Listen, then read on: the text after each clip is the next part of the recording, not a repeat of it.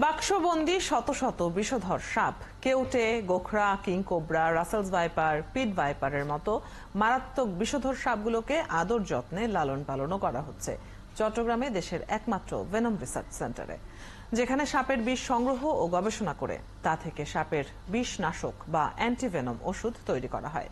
চট্টগ্রামের venom research centre ঘুরে এসে দিদারুল ইসলামের ক্যামেরায় আরো জানাচ্ছেন শাহনাজ শারমিন।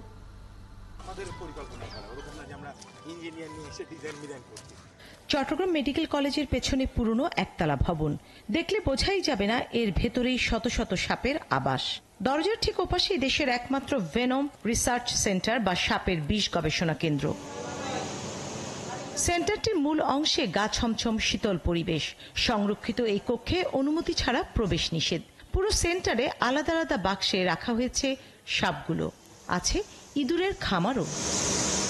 আমরা প্রবেশ করেছি সাপের ঘরে। এখানে ৩৫০টি সাপের বসবাস। এই সাপদের এখানেই লালন পালন করা হয়। প্রথমেই জেনে নেই কিভাবে 4টি সাপ থেকে শুরু হয়ে সারা দেশ থেকে ৩৫০টি বিষধর সাপ সংগ্রহ করা হলো।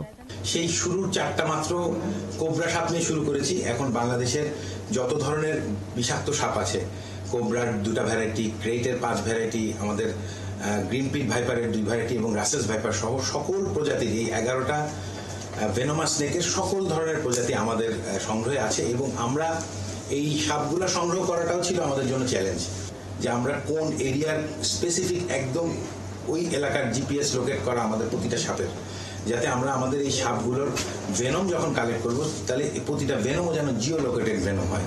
এই সেন্টারে মূল ঘরে বসবাসের জন্য সাপদেরও প্রথমে কোয়ারেন্টাইনে রাখা হয় 2 মাস।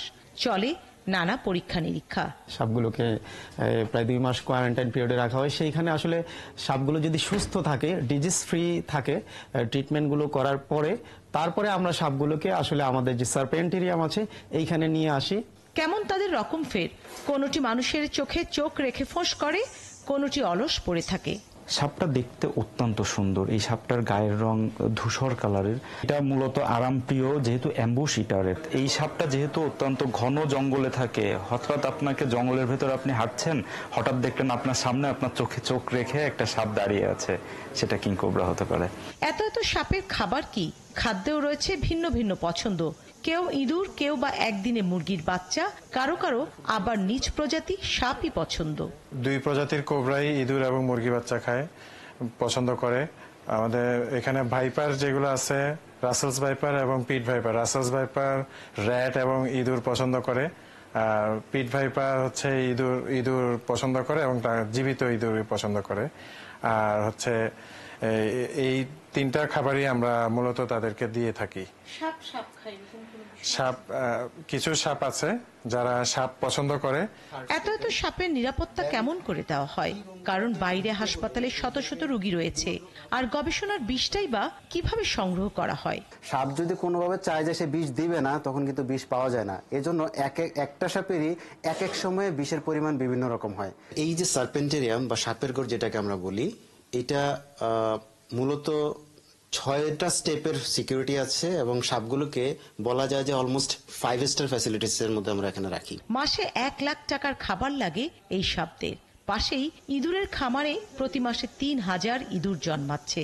সাপ যখন বাচ্চা দেয়, বাচ্চা সাপকে আমরা পিঙ্কি দেই। পিঙ্কি হচ্ছে এদের এই একদিনের বাচ্চাগুলা, আর যেগুলো অ্যাডাল্ট তাদেরকে আমরা হচ্ছে অ্যাডাল্ট মাইসগুলা দিয়ে থাকি।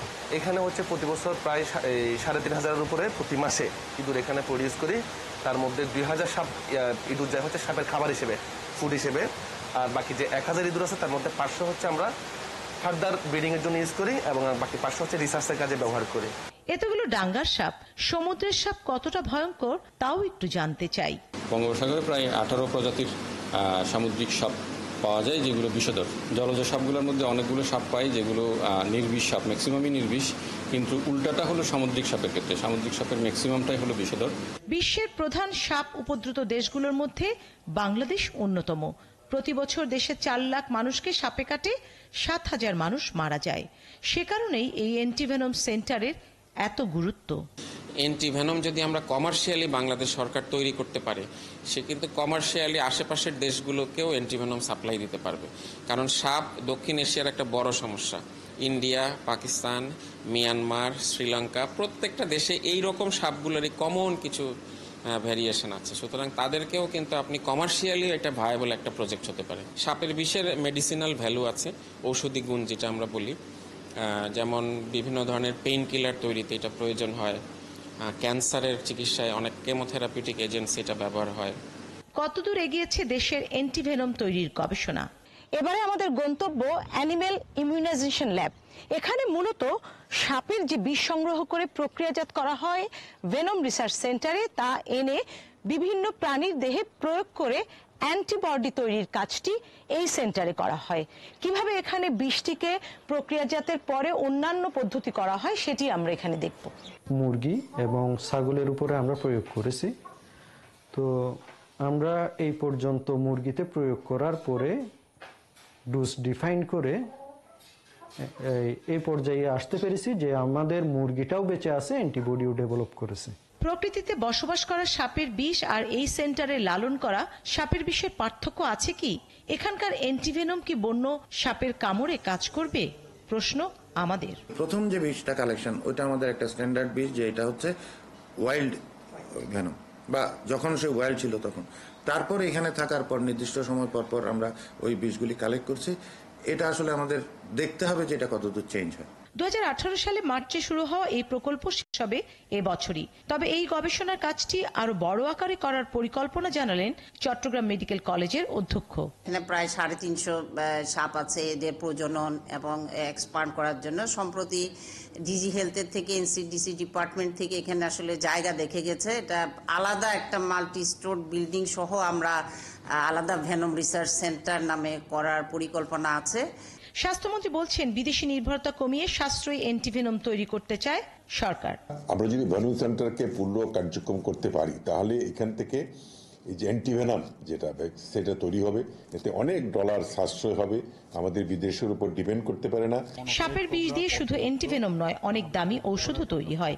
এখনো বাংলাদেশে সাপের দংশনের পরে এর চিকিৎসা নিয়ে রয়েছে নানা কুসংস্কার। ভেনম রিসার্চ সেন্টারে অর্ধযুগ ধরে চলছে গবেষণা, কি করে সাপের বিষের প্রতিষেধক তৈরি করা যায়।